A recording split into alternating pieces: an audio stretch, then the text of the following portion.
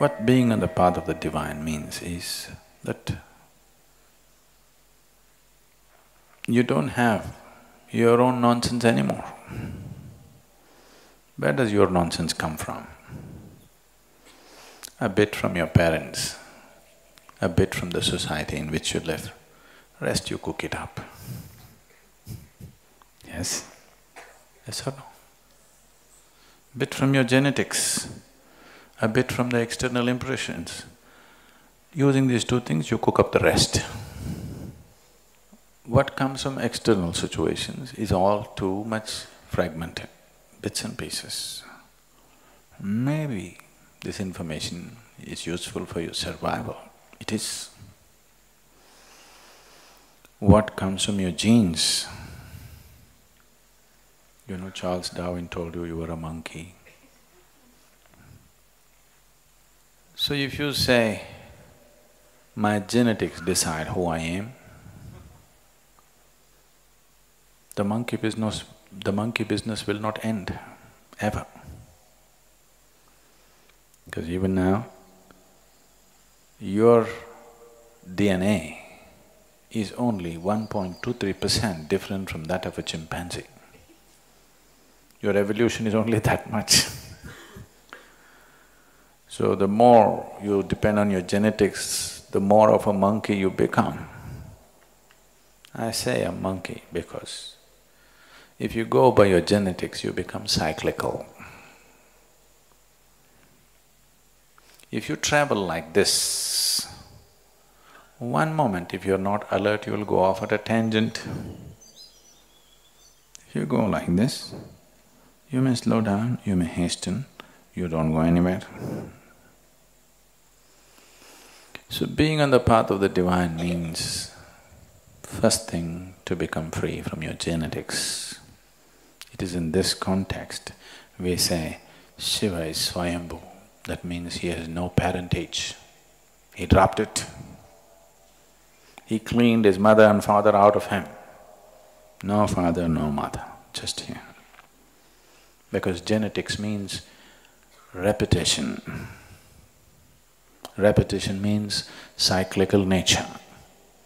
Cyclical nature means you're going in circles, you're not going anywhere.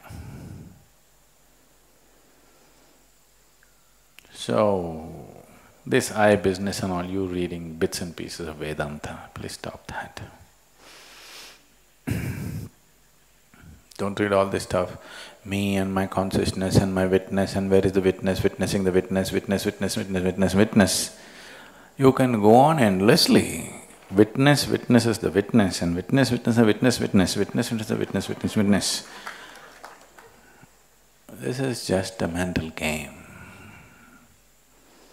Ignorant people acting like they know, this is what happens. Philosophies will flourish.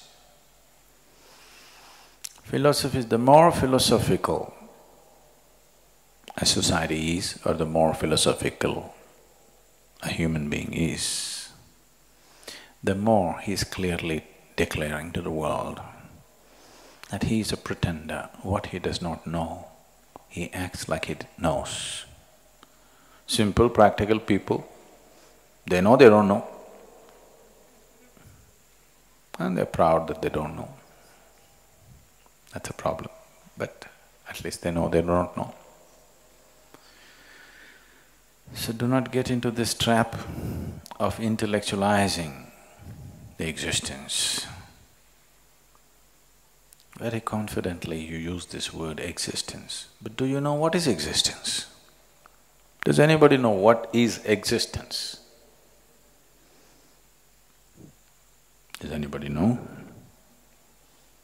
Nobody knows. So when we talk, when you use words of whose meaning we do not know, that's called rubbish, isn't it? But maybe socially very valuable rubbish because it confuses somebody. If you can confuse a few people, they may believe you're intelligent. Really. If you want to be perceived as intellectual, You just have to confuse a few people. You don't have to bring clarity to anybody. The work, the spirituality or the spiritual work is about bringing clarity, not confusion. Confusion we do only when people have deep conclusions. When people have conclusions in their mind which they believe is everything, then we confuse them a bit so that their conclusions get loosened up. Once Shankaran Pillai won the Meghalaya State Lottery. Is it still on? Is it still on or gone? No lottery? Okay, at that time. 1984. I changed the date, what's the problem? After all, we made up the dates. We can use it the way we want it, isn't it? Not now, 1984, he won a lottery.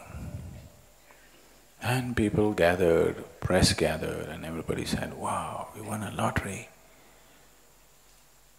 56 crores. You heard those days, isn't it? So, how did you get this lucky number? So Shankaran Pillai said, I had 3 consecutive nights I had a dream. In the dream, it said, number 8, number 8, number 8 3 times. 3 times it appeared, 8, 8, 8. Then I thought, 3 times 8 is 32. And I went for the 32 ticket and I got it. And people said, well, 3 times 8 is not 32, it is 24. I said, what does it matter? I won the lottery.